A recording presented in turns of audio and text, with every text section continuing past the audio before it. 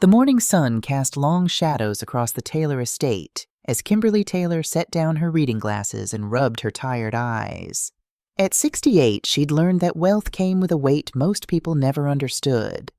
The quarterly report spread across her mahogany desk showed the Prince Will oil fortune doing what it had always done: growing, expanding, generating money faster than any single person could spend it in a lifetime. $80 million. The number used to mean something. Now it was just ink on paper, digits in bank accounts, a responsibility that kept her awake at night. Through the bay windows of her study, she could see the oil derricks pumping their steady rhythm across 500 acres of prime Texas land. Her grandfather had fought and bled to claim this earth.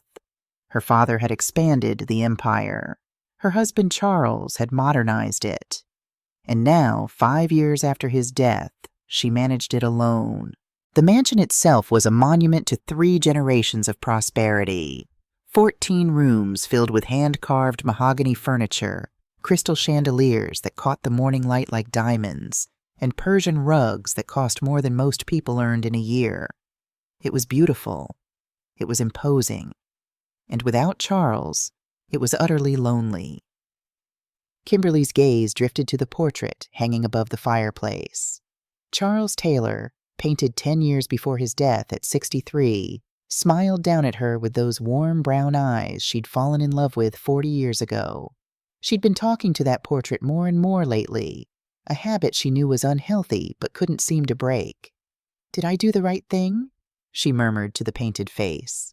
"With Patrick, I mean. Was I too hard on him? Too soft?"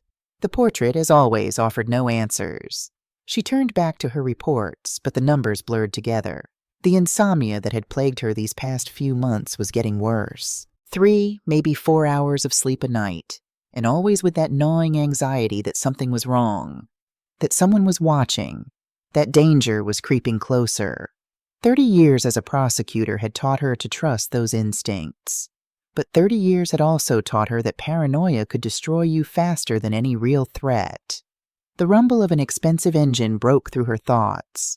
Kimberly looked up to see a black BMW racing up the circular drive, gravel spraying from under its tires. She recognized that car. Patrick never drove like that unless something was very wrong. Her son's arrival wasn't scheduled, wasn't announced, and from the way he was driving, wasn't going to be pleasant. Kimberly stood, straightening her blouse, a nervous habit from her courtroom days. Whatever Patrick wanted, she had a feeling this conversation would require all her prosecutorial skills to navigate. Patrick Taylor burst through the study door without knocking. At 35, he should have outgrown that particular rudeness, but some habits died hard. "Mom," he said, his voice tight with barely controlled panic. "We need to talk." Kimberly took her time settling back into her chair, using those extra seconds to study her son's appearance. What she saw sent alarm bells ringing through her prosecutor's brain. Patrick's $2,000 suit was wrinkled, actually wrinkled.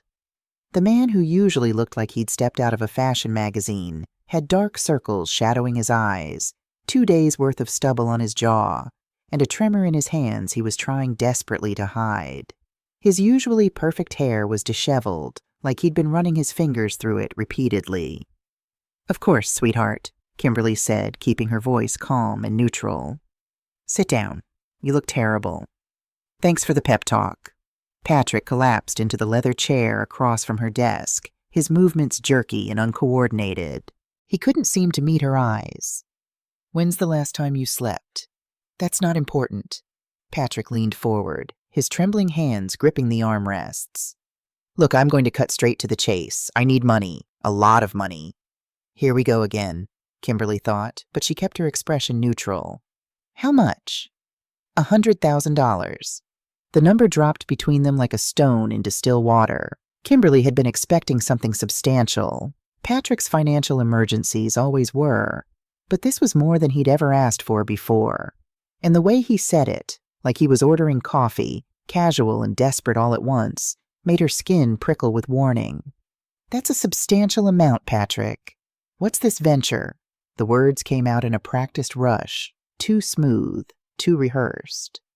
"It's a tech startup. Revolutionary online marketing platform that's going to change everything. My partner has connections with Fortune 500 companies, and we're projecting 7-figure profits in the first year alone. Kimberly had heard variations of this pitch before. The restaurant rating app that had cost her $300,000 before folding spectacularly. The clothing line that never made it past the design phase.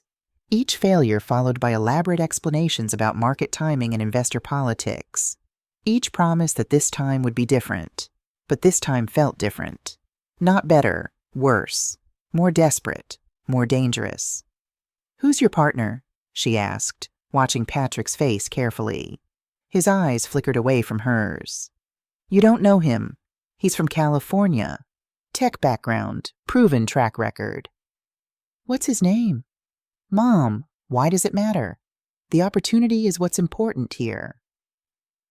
20 years of deposing witnesses had taught Kimberly to recognize the sound of lies being born. Patrick was hiding something, and whatever it was required $100,000 to fix.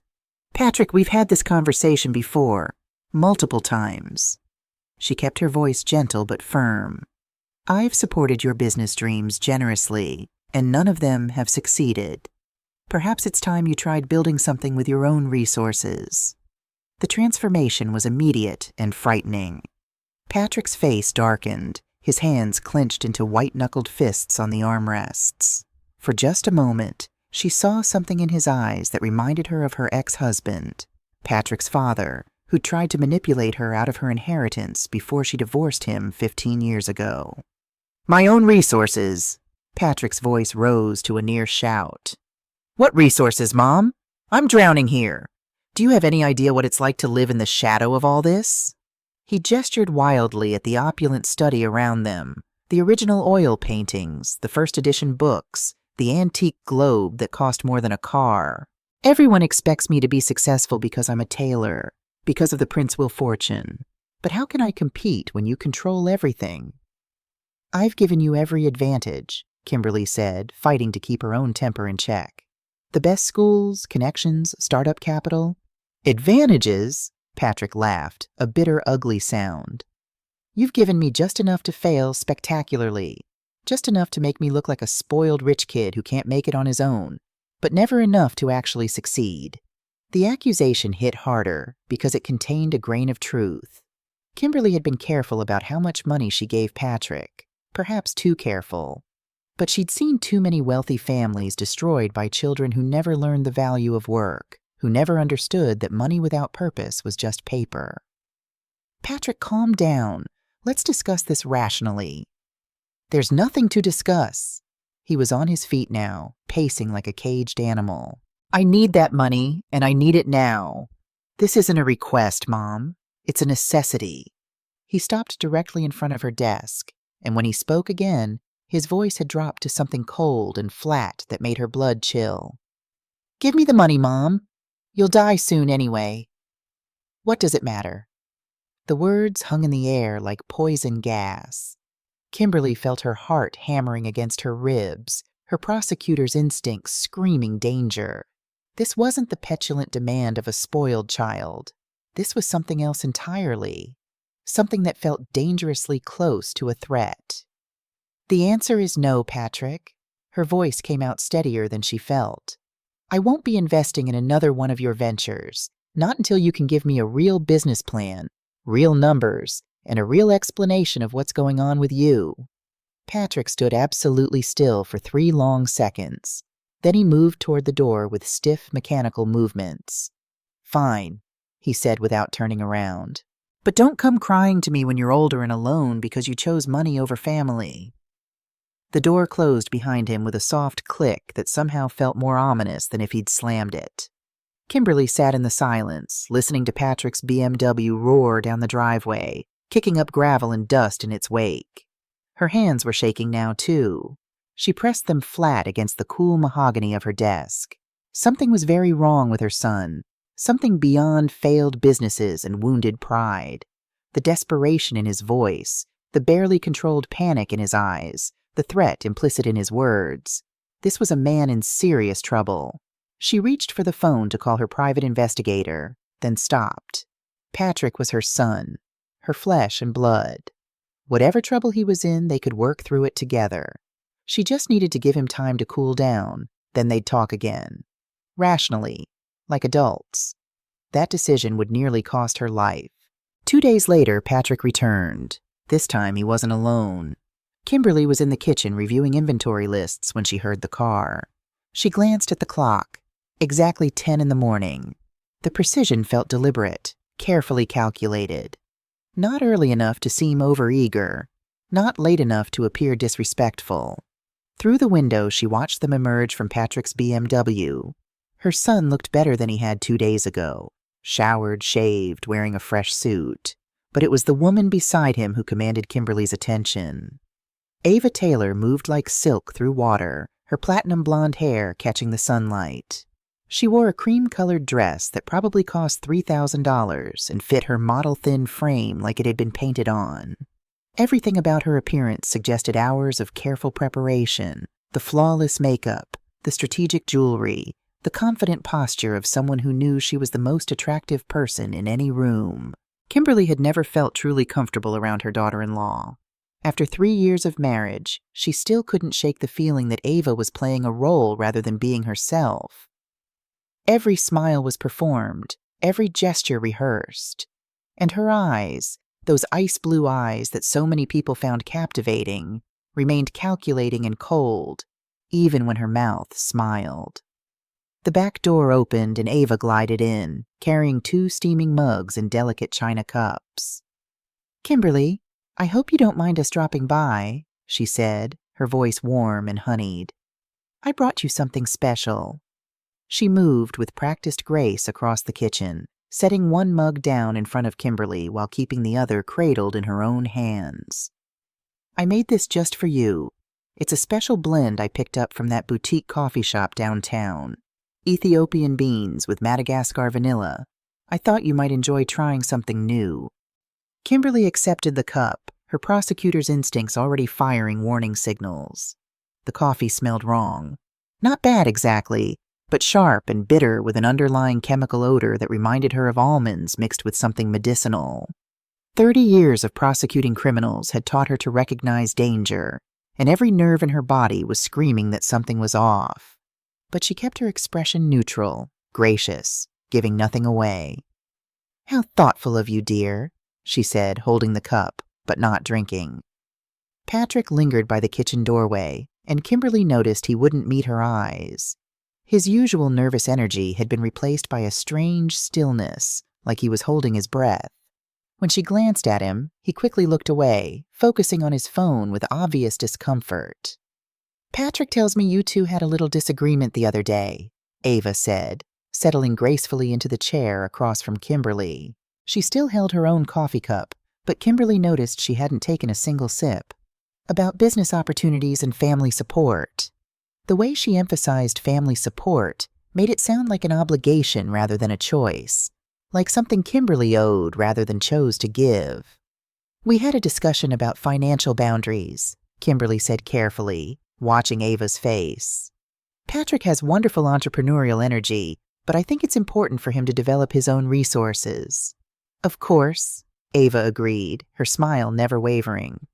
"Independence is so important, though it can be challenging when family members have such different perspectives on success."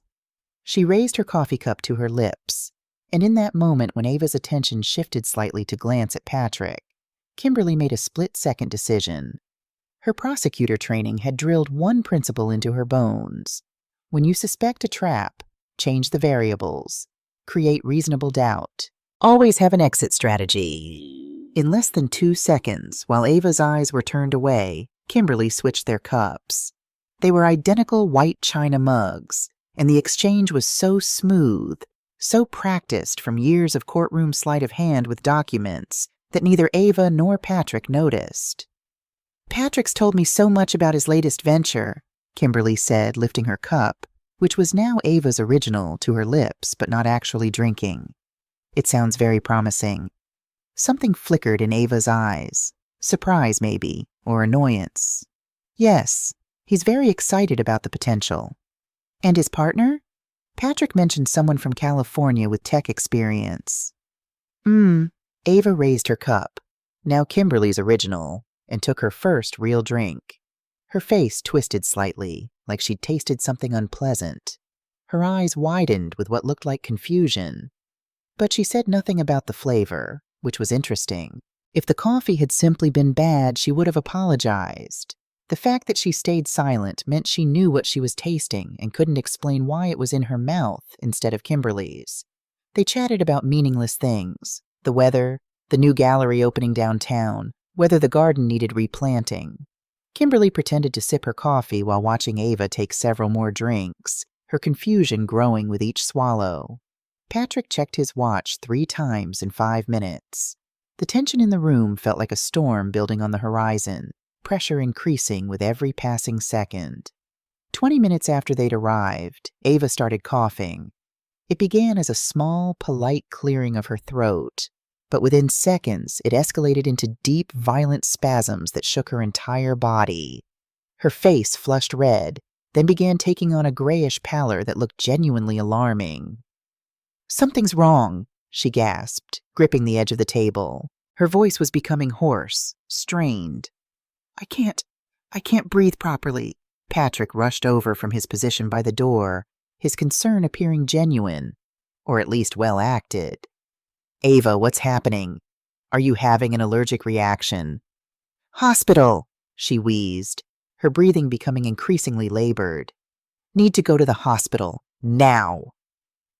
As they rushed to prepare for the emergency room, Ava leaning heavily on Patrick while making appropriately distressed noises, one thought kept repeating in Kimberly's mind with crystalline clarity. That coffee had been meant for me, which meant my loving daughter-in-law had just poisoned herself with her own murder weapon. The ride to Mercy General Hospital felt like a scene from a medical drama, complete with Ava's increasingly theatrical symptoms and Patrick's perfectly calibrated concern. Kimberly sat in the back seat, watching this performance unfold with the cold analytical eye she'd developed during 30 years of prosecuting liars. Ava's breathing had become raspy and labored, each inhale seeming to require monumental effort. Her skin was flushed and blotchy, red patches spreading across her neck and face. She clutched her throat with both hands, making small gasping sounds that would have genuinely worried Kimberly if she didn't know exactly what had caused them. "How are you feeling, sweetheart?" Patrick asked for the 3rd time in 10 minutes, his voice pitched perfectly between concern and panic. "Just hold on, we're almost there." "Burns," Ava managed to gasp between coughing fits. "My throat, burning." Cyanide poisoning, Kimberly realized. She'd prosecuted enough poisoning cases to recognize the symptoms. The almond smell she'd detected in the coffee, the respiratory distress, the burning sensation.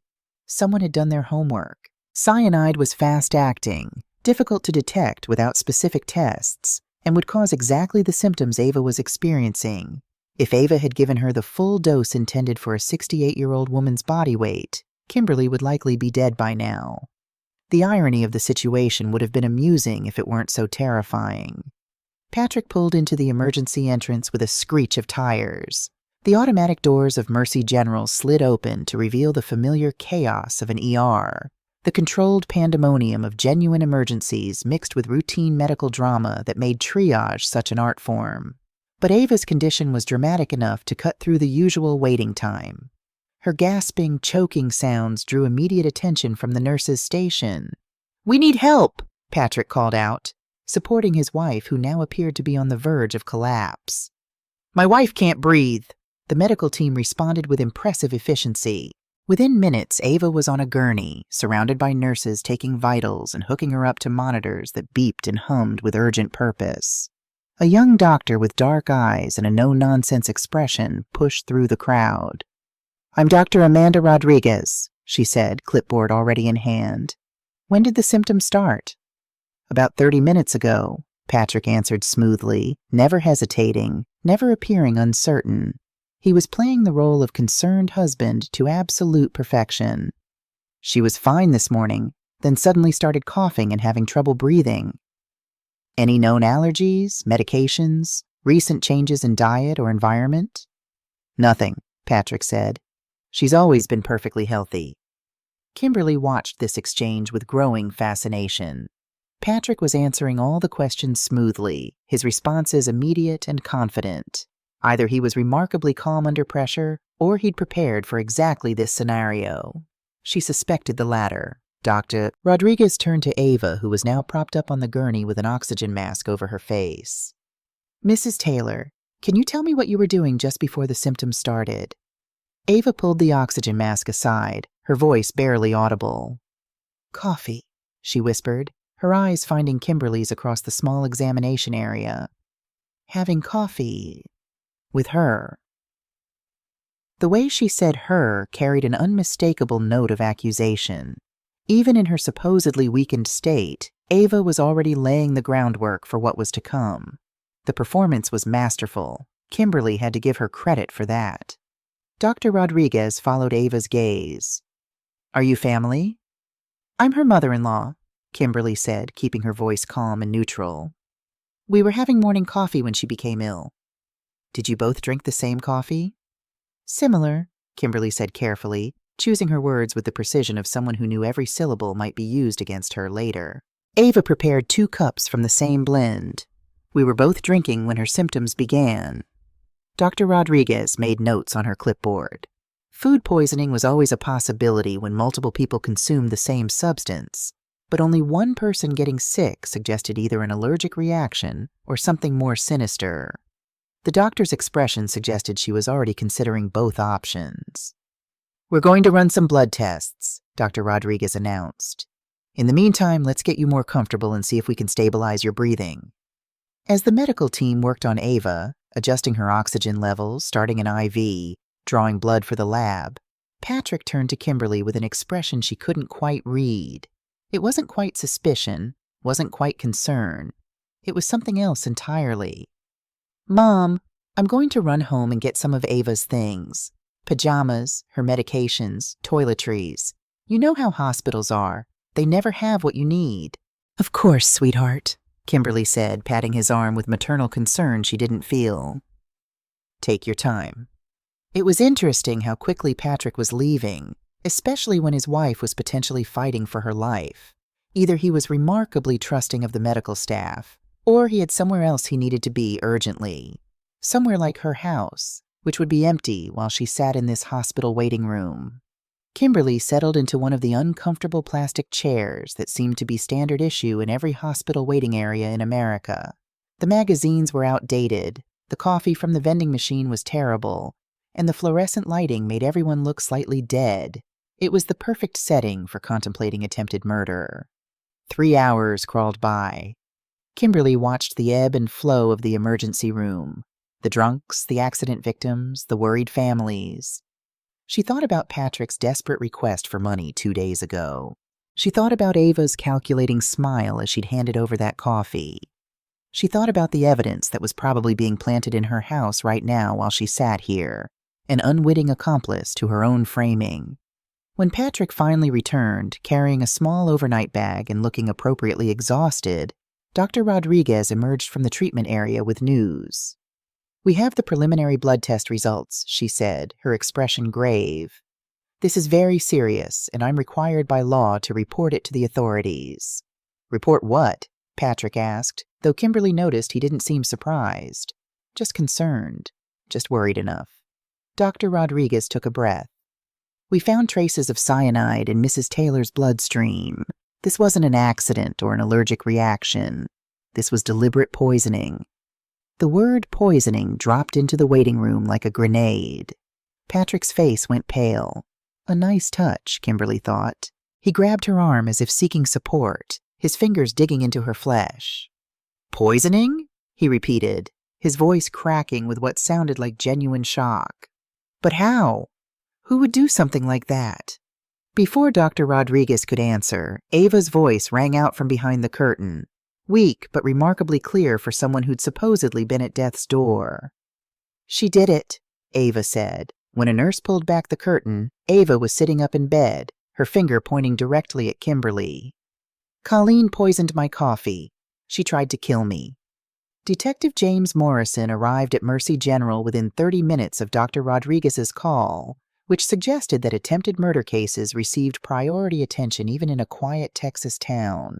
He was younger than Kimberly had expected, early 40s with sharp gray eyes that seemed to catalog every detail, and the patient, watchful demeanor of someone who'd heard every lie in the book and some that hadn't been written yet. "Mrs. Taylor," he said, extending his hand for a firm handshake. "I'm Detective Morrison. I understand there's been an incident involving poisoning. I'd like to speak with you privately, if that's all right." "Of course, Detective." They moved to a small consultation room down the hall from where Ava was still receiving treatment. The room was sterile and windowless, designed for delivering bad news and having uncomfortable conversations. Kimberly had been in rooms like this before, though usually on the other side of the investigation. "I want to be clear from the start," Detective Morrison began, settling into his chair and opening his notebook. "You're not under arrest and you're free to leave at any time. But I need to understand what happened here today." Kimberly told him exactly what had occurred, keeping her explanation factual and straightforward the way she'd taught witnesses to testify during her years as a prosecutor. The strange smell in the coffee, her instinct that something was wrong, the split-second decision to switch the cups, Ava drinking what was originally meant for her, the realization that someone had tried to poison her and Ava had accidentally become the victim instead. Detective Morrison listened without interruption, making occasional notes. When she finished, he studied her carefully. "Mrs. Taylor, if you suspected the coffee was dangerous, why didn't you simply refuse to drink it? Or warn Mrs. Ava Taylor about your concerns?" It was the logical question, and Kimberly had been preparing her answer since the moment Ava started coughing. "I wasn't completely certain something was wrong, Detective. It was more of an instinct than a concrete suspicion. After 30 years as a prosecutor, you develop a sense for when things aren't quite right.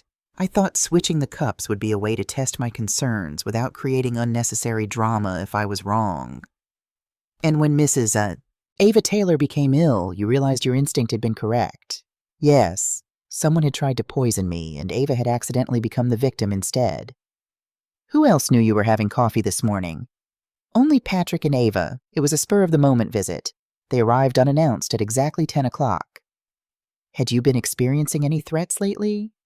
Anyone who might want to harm you?" Kimberly thought about Patrick's desperate request for money, his angry departure 2 days earlier, his chilling words about her dying soon. But something held her back from mentioning it.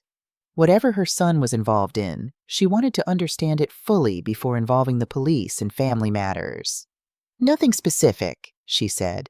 "When you have significant wealth, you're always aware that some people might see you as a target, but I haven't received any direct threats." Detective Morrison made more notes, his expression neutral, but his eyes sharp. "I'll need to speak with your son and daughter-in-law as well, and we'll need to examine your home as part of the investigation." "Of course. Whatever you need." When Detective Morrison interviewed Patrick, Kimberly could hear the conversation through the thin walls of the consultation room. Her son's responses sent ice through her veins. "My mother's been acting strange lately," Patrick said, his voice carrying clearly through the wall. "More paranoid than usual, suspicious of everyone, especially Ava." "In what way?" Morrison asked. "Just little things. Asking a lot of questions about Ava's background, making comments about gold diggers and people who marry for money. I thought it was just normal mother-in-law stuff, but now—" He let the doubt hang in the air, poisonous and deliberate. "Has she ever expressed any direct animosity toward your wife?" "She's never said anything outright hostile, but there's been tension. Mom can be very controlling when it comes to family money. She doesn't like anyone she thinks might be after her fortune." Each word was a carefully placed knife in Kimberly's back. Patrick was painting a picture of a paranoid, controlling old woman who might poison her daughter-in-law out of jealousy and suspicion. It was brilliant character assassination, and it was coming from her own child. When Detective Morrison returned to question her further, his entire demeanor had changed. The polite professional courtesy had been replaced by barely concealed suspicion. "Mrs. Taylor, I need to ask you some direct questions. Have you been concerned about your daughter-in-law's intentions regarding your family's wealth?" The question was clearly based on what Patrick had told him. Kimberly chose her words carefully, aware that every syllable was being evaluated for signs of guilt or instability. I think it's natural for any parent to be protective of their family's assets, Detective. But I've never had any specific reason to distrust Ava. Your son mentioned that you've been acting more suspicious lately. Is there any truth to that? I don't believe I've been acting any differently than usual. Patrick may be interpreting normal caution as suspicion. Detective Morrison made more notes, and Kimberly could see him building a case in his mind. Wealthy older woman, suspicious of young daughter-in-law, history of controlling behavior around money, opportunity and means to commit poisoning. The narrative practically wrote itself. Mrs. Taylor, I'm going to need to examine your home as part of this investigation. Do I have your permission to conduct a search? Kimberly knew she could refuse and demand a warrant, but that would only make her look more guilty. Of course, Detective. I have nothing to hide. We'll also need to examine any computers, phones, or other devices that might contain relevant information. Whatever you need. As they prepared to leave the hospital, Kimberly caught one last glimpse of Ava through the gap in her room's curtain. She was sitting up in bed, no longer appearing to struggle for breath, engaged in quiet conversation with a nurse. The oxygen mask was pushed aside, her color had returned to normal, and she looked remarkably healthy for someone who'd supposedly been at death's door an hour ago. When Ava saw Kimberly looking, she offered a small, satisfied smile that made Kimberly's blood run cold. That smile told her everything she needed to know. This wasn't over. In fact, it was just beginning. The search of Kimberly's home was thorough, professional, and utterly devastating. Detective Morrison arrived the next morning with a full forensics team and a warrant that gave them permission to examine every inch of her property. Kimberly watched from her living room as strangers in latex gloves went through her most personal possessions, looking for evidence that she was a would-be murderer. We appreciate your cooperation, Mrs. Taylor, Detective Morrison said as his team spread throughout the house. This should only take a few hours. Kimberly sat in her study, the same room where Patrick had demanded money just 3 days earlier, and tried to process how quickly her life had spiraled out of control. 72 hours ago, she'd been a wealthy widow living quietly on her family's estate. Now she was the prime suspect in an attempted murder case. The forensics team worked with methodical precision. They photographed everything, dusted for fingerprints, and collected samples from surfaces throughout the house. They paid particular attention to the kitchen where Ava claimed to have prepared the poisoned coffee. Ma'am, one of the technicians called from the kitchen, can you show us where the coffee supplies are kept? Kimberly led them to the pantry where her housekeeper kept various coffee beans, filters, and accessories. Everything looked normal to her, but the technicians treated each item like potential evidence, carefully bagging and labeling anything that might have come into contact with poison. What about cleaning supplies? Detective Morrison asked. Anything that might contain chemical compounds.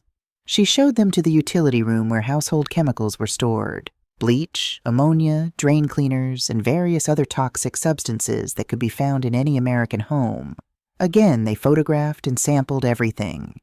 2 hours into the search, Kimberly heard one of the technicians call out from upstairs, his voice tight with excitement. Detective Morrison, you need to see this. The tone made Kimberly's stomach clench. She followed Morrison upstairs, dreading what they might have found. In the guest bathroom, a room she rarely used and hadn't even entered in weeks, they'd discovered a small glass vial hidden behind the medicine cabinet. The vial contained traces of a clear liquid. Beside it was a handwritten list that included Ava's name along with what appeared to be dosage calculations. Mrs. Taylor, Detective Morrison said, holding up an evidence bag containing the vial and list. Can you explain these items? Kimberly stared at the evidence, feeling the world tilt around her. The handwriting on the list looked remarkably similar to hers. The formation of the letters, the particular way she crossed her T's and dotted her I's. Whoever had written this had either studied her handwriting extensively or... The timeline clicked into place with sickening clarity. Patrick had left the hospital yesterday for several hours to get Ava's belongings. He would have had complete access to her house during that time. He knew the security codes. He had keys. He could have planted this evidence while she sat in that hospital waiting room, completely unaware. I've never seen either of those items before, she said.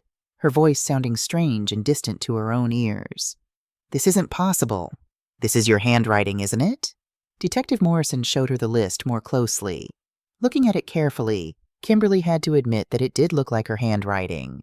The similarities were uncanny, too perfect, actually. Real handwriting had natural variations. This looked like someone had practiced copying her style until they could replicate it almost exactly. "It looks similar," she said carefully, "but I didn't write this. Someone must have forged it." "Who would have access to samples of your handwriting?" "Patrick, my son. He's been in this house hundreds of times. He could have taken documents, letters, anything he needed to study my handwriting style." Detective Morrison's expression shifted to something between pity and skepticism. "Mrs. Taylor, are you suggesting your son planted this evidence?" "I'm saying that someone with access to my house and knowledge of my handwriting could have placed these items here. Patrick left the hospital yesterday for several hours while we were all there. He had opportunity and access." "That's a very serious accusation to make against your own son." "It's not an accusation, Detective. It's an observation about opportunity and timeline. Someone planted this evidence while I was at the hospital.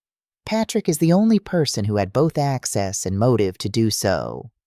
But even as she said it, Kimberly could see the doubt in Morrison's eyes. She sounded exactly like what she was trying to avoid. A guilty person caught red-handed, desperately trying to shift blame to anyone else. The grieving mother turned murderer, now trying to throw her innocent son under the bus. "We'll be taking these items for analysis," Detective Morrison said, sealing the evidence bags, "along with samples of your handwriting for comparison." They also took her gun, a .38 caliber revolver that Charles had insisted she keep for protection. She hadn't fired it in over a year, but they bagged it anyway, along with the box of ammunition from her bedroom safe. By the time the forensics team finished, it was late afternoon. Detective Morrison pulled her aside for a final conversation. "Mrs. Taylor, based on what we've found today, I need to inform you that you're now considered a person of interest in this case. I strongly recommend that you contact an attorney." "Am I under arrest?" "Not at this time, but I advise you not to leave town without notifying my office." After the police left, Kimberly walked through her violated home, seeing it with new eyes. Rooms that had been photographed and searched. Surfaces that had been dusted for fingerprints. Possessions that had been examined for evidence of criminal intent. Her sanctuary had been invaded, and she felt like a stranger in her own house. But more than that, she felt the weight of betrayal settling on her shoulders like a lead blanket. Someone had planned this carefully, planting evidence that would point directly to her while creating a perfect cover story. And the only person who'd had the opportunity, access, and knowledge to do it was her own son. That evening, Kimberly sat in her study with a glass of wine, staring at the oil derricks visible through her window. The mechanical pumps continued their steady rhythm, extracting wealth from the earth just as they had for 3 generations. But for the first time since inheriting this empire, she wondered if it would all die with her. Patrick hadn't just tried to rob her. He'd tried to murder her and frame her for attempted murder of his wife. The complexity and cruelty of the plan took her breath away. She picked up her phone and dialed a number she hadn't used in 5 years. "Harrison Cole speaking." "Harrison, it's Kimberly. I need your help. Someone's trying to destroy me, and I think it might be my own son." Harrison Cole had been Kimberly's closest colleague during her 25 years as a prosecutor, and more importantly, he was the only person who truly understood how her mind worked. If anyone could help her navigate this nightmare, it would be him. "Tell me everything," Harrison said, his voice immediately shifting to the sharp focus she remembered from their courtroom days. "Don't leave out a single detail." Kimberly explained the entire sequence of events. Patrick's desperate request for money, and his chilling words about her dying soon. The poison coffee and the instinctive cup switch. The convenient evidence planted in her home while she sat at the hospital. Patrick's calculated betrayal during the police interviews, painting her as paranoid and unstable. "Jesus Christ, Kimberly," Harrison said when she finished. "If Patrick is behind this, we're dealing with attempted murder and conspiracy charges. This isn't just about money anymore. I know. The question is how to prove it. First things first, you need criminal defense representation immediately. I'm going to call Marcus Webb. He's the best defense attorney in the state, and he owes me a favor from the Anderson case. Harrison, there's something else. Kimberly's voice dropped. I think Patrick might be in serious trouble with dangerous people. The way he demanded that money, the desperation in his voice, this feels like more than just another failed business venture. What kind of trouble? I don't know yet, but I want to find out. If Patrick is involved with criminals, it might explain why he's willing to commit murder for inheritance money. Harrison was quiet for a moment, and she could almost hear him thinking, I still have contacts in law enforcement and financial investigation. Let me make some discreet inquiries about Patrick's recent activities. But in the meantime, you need to assume you're under surveillance. Everything you do, everywhere you go, everyone you talk to, the police will be watching. I understand. And Kimberly, be very careful around Patrick and Ava. If they're willing to commit murder once, they won't hesitate to try again. Marcus Webb arrived at the estate that evening, carrying a briefcase and the kind of serious expression that defense attorneys wore when their clients were in deep trouble. He was younger than Kimberly had expected, early 50s with salt and pepper hair and intelligent brown eyes that assessed everything. Mrs. Taylor, Marcus said, settling into her study like he'd been there 100 times. Harrison has briefed me on your situation.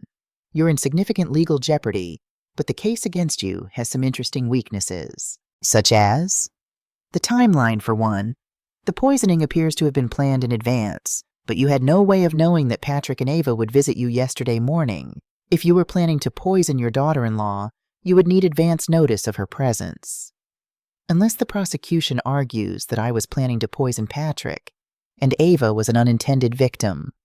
Marcus nodded approvingly. Exactly the kind of thinking that made you a good prosecutor. Yes, they could argue that. But there's another problem with their case. Motive. Why would you want to kill Patrick? He's your son and your only heir. His death would actually complicate your estate planning significantly. Kimberly thought about mentioning the life insurance policy she suspected might exist, but decided to keep that information to herself for now. What about Ava? They could argue I wanted to eliminate her to protect Patrick's inheritance. Possibly, but that's a weak motive for murder. Wealthy families deal with gold-digging spouses through prenuptial agreements and trusts, not poison. Marcus opened his briefcase and pulled out a legal pad. Tell me about the evidence they found in your house. The vial and the handwritten list. Kimberly described the items in detail, emphasizing how the handwriting looked like hers but was too perfect, too practiced. She explained Patrick's opportunity to plant the evidence while they were at the hospital. The planted evidence is actually our strongest defense, Marcus said, making careful notes. It's almost too convenient. Real poisoners don't usually leave behind signed confessions with their victim's name and dosage calculations written in their own handwriting. What's our next step? We need to investigate Patrick and Ava independently. If they're running a con, there will be evidence, financial records, communication patterns, possibly even previous victims. Previous victims? Kimberly felt her pulse quicken. Marcus leaned back in his chair, studying her carefully. Mrs. Taylor, if your son is willing to murder his own mother for inheritance money, this probably isn't his first rodeo. People don't usually jump straight to matricide without working their way up through smaller crimes. The thought sent ice through Kimberly's veins. You think they've done this before? I think we need to find out. Harrison is already running background checks on both of them. If there are any red flags in their past, we'll find them. The call came 2 days later. Kimberly was reviewing documents with Marcus when Harrison's name appeared on her phone screen. Kimberly, we found something, Harrison said without preamble. Something big. What is it? Ava Taylor doesn't exist. Kimberly felt the room tilt slightly. What do you mean? The identity was created 4 years ago with forged documents and a fabricated background. Birth certificate, social security number, college transcripts, all fake. Very good fakes, professional grade, but fake nonetheless. Marcus had stopped writing and was listening intently. Who is she really? Kimberly asked. Her real name is Victoria Sterling. She has a criminal record in 3 states: identity theft, fraud, and here's the kicker. She was suspected of involvement in the death of an elderly man in Arizona 3 years ago. Case was never prosecuted due to lack of evidence, but the pattern is clear. Pattern? The victim was a wealthy widower. Victoria, using a different identity then, was his young girlfriend. He died suddenly of what appeared to be natural causes, and Victoria disappeared with a substantial amount of his money. Sound familiar? Kimberly's mind was racing. How did Patrick meet her? That's what we're trying to figure out. But Kimberly, there's more. We dug into Patrick's finances, and he's in serious trouble. He owes over $300,000 to various creditors. $300,000? The number staggered her. High-stakes poker games, sports betting, and some kind of cryptocurrency speculation that went catastrophically wrong. Some of these creditors are legitimate financial institutions, but others... Harrison paused. Others are the kind of people who don't accept payment plans, the kind who break legs when they don't get their money. That's why he was so desperate, Kimberly said quietly. He wasn't just asking for business capital. He was trying to save his own life. And when you refused, Marcus added, he and Victoria decided to accelerate their plan. Kill you, inherit the estate, pay off the debts. But there's a problem with that theory, Kimberly said. If Patrick inherits when I die, why try to poison me and frame me for Ava's attempted murder? Why not just make it look like an accident? Harrison's voice came through the speaker. That's the question we've been asking, and I think I found the answer. Kimberly, when was the last time you updated your will? About 3 months ago. Why? What changes did you make? Kimberly felt a cold realization washing over her. I created a charitable foundation, the Taylor Foundation for Animal Welfare. Patrick still gets a comfortable income, but the bulk of the estate goes to the foundation. And does Patrick know about this change? Wait, she remembered now. My estate attorney mentioned that Patrick called his office about 6 weeks ago. He was asking questions about my estate plans, whether there had been any recent changes. So he knows, Marcus said. Patrick knows he's been effectively disinherited. Harrison's voice was grim. Which means killing you doesn't solve his problem. If you die of natural causes or an accident, the will stands and he gets nothing but a monthly stipend. But if you're convicted of attempted murder, the will can be challenged, Marcus finished.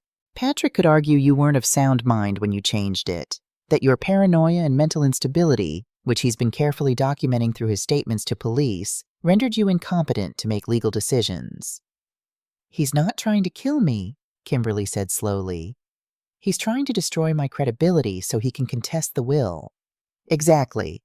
And Victoria, who's done this before, remember, helped him design the perfect plan. Poison herself with a dose she knew she could survive, frame you for it, and then use your criminal conviction to invalidate the new will and restore Patrick's inheritance. The complexity of it took Kimberly's breath away. How long have they been planning this? Hard to say, Harrison replied. But I'd guess at least several months, possibly since Patrick found out about the will change. The arrest came 5 days later. Detective Morrison arrived at her door with 2 uniformed officers and the kind of expression that said he took no pleasure in what he was about to do, but would do it anyway. Mrs. Kimberly Taylor, he said formally, based on the evidence we've gathered, I'm placing you under arrest for the attempted murder of Mrs. Ava Taylor. You have the right to remain silent. Kimberly barely heard the rest of the Miranda warning. The handcuffs clicked around her wrists, cold metal against her skin, and she found herself being led to a patrol car while news cameras captured every moment. Somewhere during the 5 days since the poisoning, her case had become a media sensation. Oil heiress accused of poisoning daughter-in-law, screamed the headline on every local news station. By the time they reached the county jail, the story was spreading to national outlets. The booking process was humiliating. Fingerprints, photographs, personal belongings cataloged and stored. They gave her an orange jumpsuit that smelled of industrial detergent and led her to a cell she'd be sharing with another woman. Her cellmate was named Maria Santos, arrested for check fraud and surprisingly philosophical about the experience. "First time?" Maria asked as Kimberly tried to make herself comfortable on the narrow bunk. "Unfortunately, yes." "What did you do?" "They think I tried to poison my daughter-in-law." Maria whistled low. "Family drama. That's always the messiest kind of crime." "I didn't do it." "Honey, everybody in here didn't do it." Maria's smile was knowing but not unkind. "But the real question is, can you prove you didn't do it?" That was exactly the question keeping Kimberly awake at night. Marcus had warned her that proving innocence was much harder than establishing reasonable doubt, especially when the evidence was as seemingly solid as what they'd assembled against her. The bail hearing was set for Monday morning, 3 days away. Marcus was confident he could get her released, but the prosecution was arguing that she was a flight risk due to her substantial wealth and that she posed a danger to potential witnesses, specifically Ava and Patrick. Marcus visited twice during those 3 days, bringing updates and preparing her for the hearing. "The district attorney is treating this like a high-profile case," he explained during the second visit.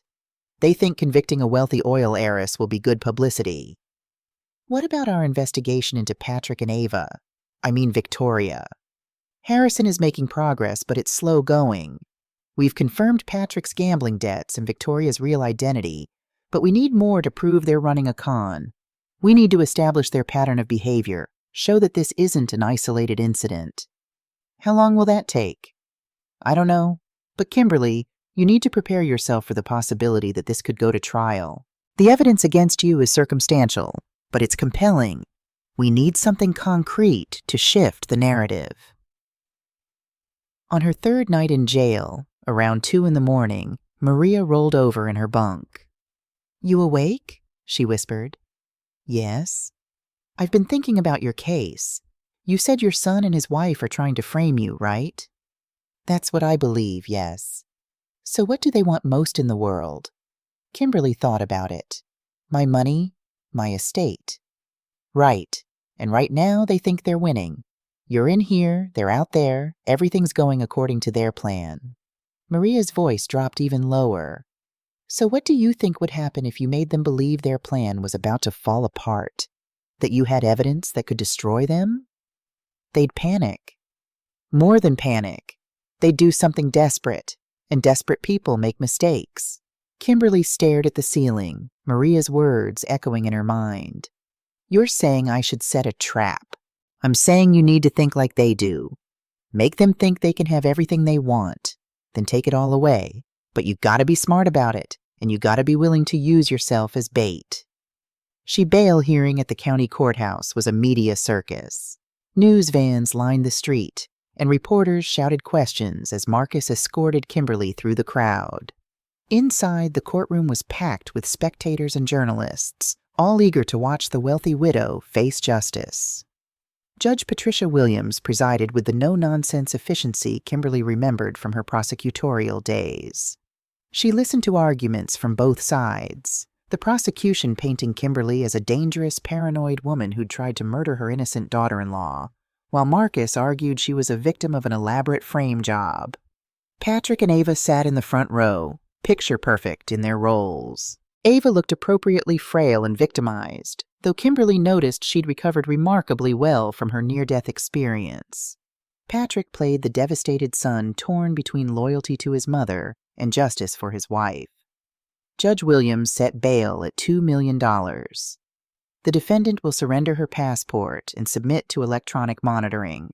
She is not to have any contact with the alleged victim or any witnesses in this case. As the court officers fitted the electronic monitoring bracelet around Kimberly's ankle, she caught Patrick's eye across the courtroom. For just a moment, she saw something flicker in his expression. Not quite triumph, but satisfaction. He thought he was winning. Back at the estate that evening, Kimberly sat in her study, the monitoring bracelet a constant reminder of her confinement. Marcus and Harrison had joined her for a strategy session. "The good news is you're out," Marcus said. "The bad news is the prosecution has a strong case. We need to find something that definitively proves Patrick and Victoria are running a con." A knock at the front door interrupted them. Kimberly checked the security monitor and felt surprise wash over her. "It's Evelyn," she said. Evelyn Taylor, Charles's younger sister, stood on the doorstep looking elegant and concerned. She'd been notably absent since Kimberly's arrest. No phone calls, no visits, nothing.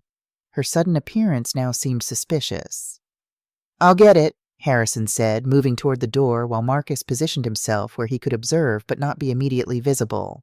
Evelyn swept in wearing a designer suit and an expression of perfectly calibrated concern. "Kimberly, dear, I've been so worried about you. I wanted to come sooner, but my attorney advised me to wait until after the bail hearing. You understand, I'm sure.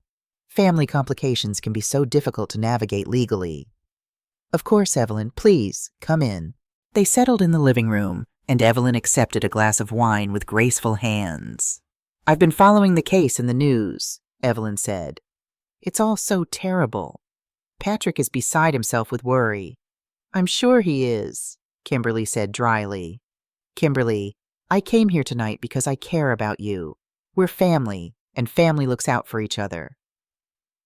Evelyn leaned forward, her expression earnest. "I've been thinking about your situation, and I wonder if perhaps it's time to consider some changes." "What kind of changes?" "Well, managing this estate is clearly becoming overwhelming for you. The stress, the responsibilities, the financial decisions. It's a tremendous burden for anyone, let alone someone of your age." The pause before age was deliberate, loaded with implication. "I'm 68, Evelyn, not senile." "Of course not, dear. But perhaps it's time to consider assisted living, or at least a conservatorship arrangement to help manage the estate. Patrick and I have discussed it, and we both think—" "A conservatorship?" Kimberly felt ice forming in her stomach. "You and Patrick have discussed putting me under conservatorship?" "Just temporarily," Evelyn said quickly, "until this unpleasantness is resolved. It would actually help your legal case, show that you're taking your mental health seriously, that you recognize you need support." From his position in the study doorway, Harrison caught Kimberly's eye. His expression was sharp, alert. This was important. "When exactly did you and Patrick discuss this?" Kimberly asked carefully. "Oh, we've talked about it several times over the past few months. Patrick has been so concerned about you, especially after you changed your will so dramatically. He thought you might not have been thinking clearly." "Patrick knew about the will change months ago?" "Well, yes. He told me about it back in— it must have been July or August. He was quite upset, naturally. He felt you were pushing him away, cutting him off from his rightful inheritance." Evelyn sipped her wine delicately. "That's when I suggested he talk to Ava about it. She's so clever with these sorts of family matters." Kimberly's mind was racing. "You suggested Patrick talk to Ava specifically about my will?" "Of course. I introduced them, you know. I met Ava at a charity event about 4 years ago. Such a charming woman, from such a good family. I thought she'd be perfect for Patrick. He needed someone sophisticated, someone who understood how to navigate wealth and social expectations." "You introduced Patrick to Ava," Kimberly repeated slowly. "Yes, at a fundraiser for the Arts Council. Didn't Patrick tell you?" Evelyn looked genuinely confused by Kimberly's reaction. "I thought it would be good for him to meet someone with Ava's background and connections, and I was right. Look how happy they are together." Harrison had moved closer, his journalist's instincts clearly sensing a major revelation. "Evelyn," Kimberly said carefully, "what do you know about Ava's background?" "Well, she comes from old money. East Coast family, I believe. Very discreet, very proper. Excellent education, sophisticated taste. Exactly the kind of woman who should marry into the Taylor family." "Did you verify any of this? Her family, her background?" "Why would I need to?" Evelyn looked genuinely puzzled. She presented herself beautifully. She knew all the right people, said all the right things, and Patrick fell for her immediately, which I thought was wonderful. Kimberly exchanged a long look with Harrison. Evelyn had no idea she'd introduced Patrick to a professional con artist. She genuinely believed she was doing something helpful. "Evelyn, why did you really come here tonight?" "I told you, to suggest the conservatorship. It would be good for everyone, Kimberly. You'd be relieved of the burden of managing the estate. Patrick would get more involved in family business as he should, and She paused, then continued more carefully. There's a clause in Charles's will. Did you know about it? What clause? If you're declared incompetent or convicted of a violent crime, a portion of the estate reverts to Charles's blood family. It was something his father insisted on, keeping the Taylor name money in Taylor hands. Charles never thought it would matter, but now, with everything that's happened, the full picture clicked into place with sickening clarity. How much of the estate reverts to you, Evelyn? 20%. It was meant to protect the family legacy. 20% of $80 million. $16 million that Evelyn stood to gain if Kimberly was convicted or declared incompetent. And you discussed this with Patrick? Well, yes. We're both Charles's family. We should work together to protect what's ours. Kimberly felt a wave of cold fury wash over her. Evelyn, do you have any idea what you've done? I've tried to help family, just as I always have. Why are you acting like I've done something wrong? Because you've been feeding Patrick's resentment for years. You introduced him to a woman who's a professional con artist. Her real name is Victoria Sterling, and she's wanted in connection with multiple deaths in multiple states. And now you're here suggesting a conservatorship that would benefit both you and Patrick financially. Evelyn's face had gone pale. That's not Victoria Sterling? But she said her name was Ava Morrison. She said... She stopped, realization dawning. Oh my God, Patrick's wife is a criminal? You didn't know? Harrison asked, moving into the room fully now. Of course I didn't know. I thought I was introducing Patrick to a suitable match. I thought... Evelyn's hands were shaking now. Kimberly, are you saying Patrick and this woman tried to kill you? I'm saying they tried to frame me for attempting to kill Ava, Victoria, so that Patrick could challenge my will and you could invoke that reversion clause. But I never agreed to murder. I thought we'd handle it legally, through the courts. A conservatorship would be legitimate, above board. I never wanted anyone hurt. Kimberly studied Evelyn's face and saw genuine horror there. Whatever role Evelyn had played in this conspiracy, she hadn't known about the poisoning.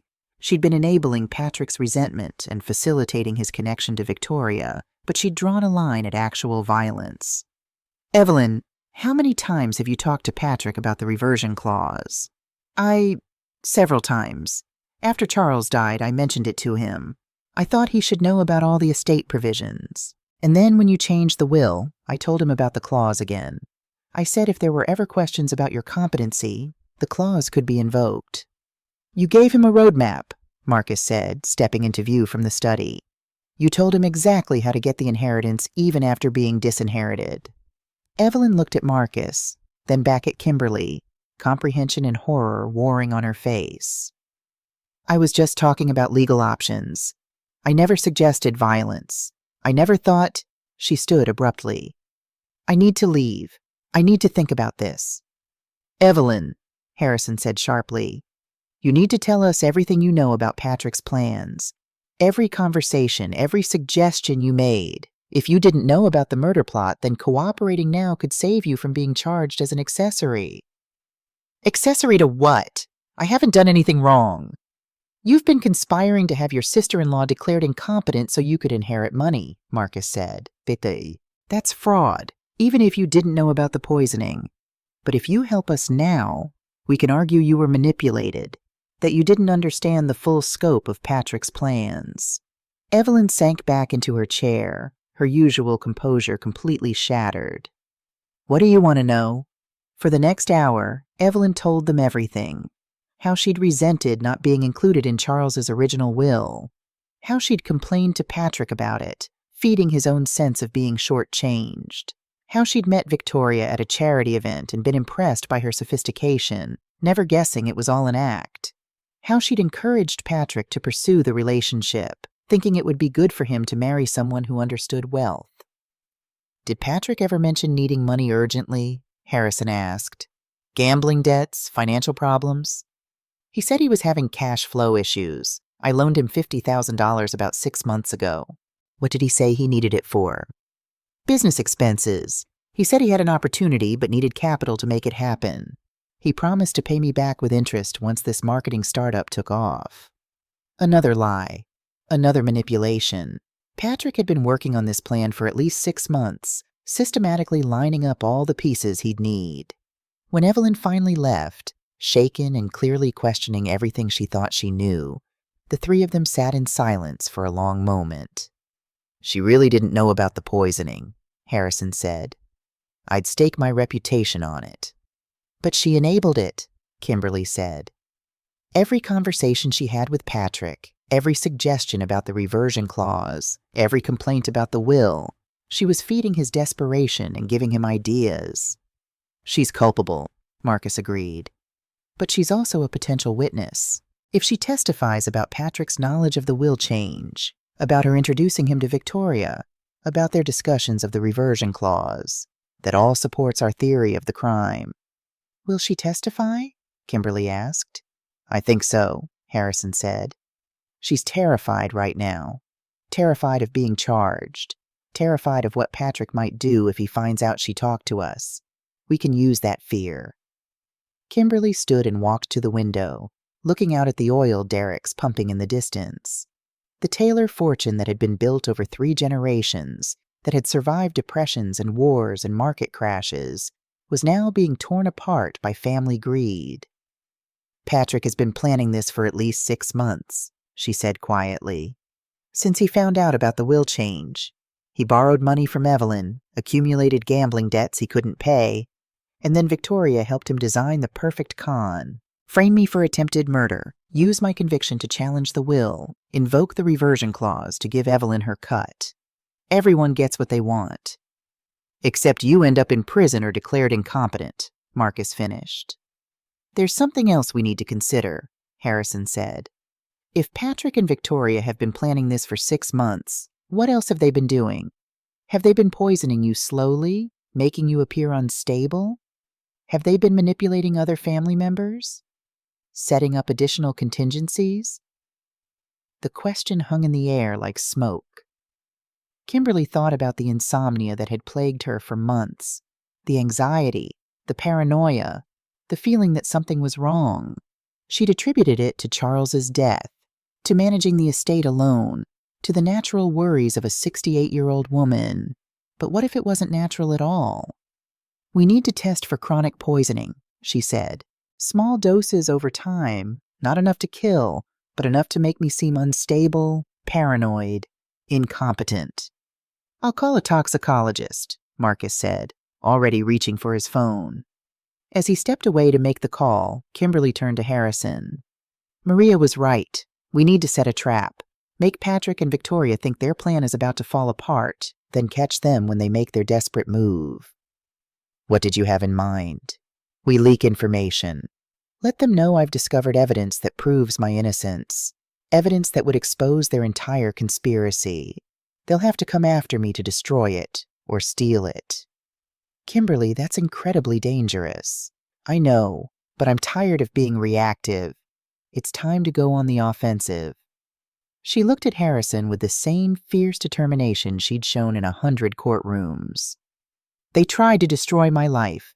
Now I'm going to destroy theirs.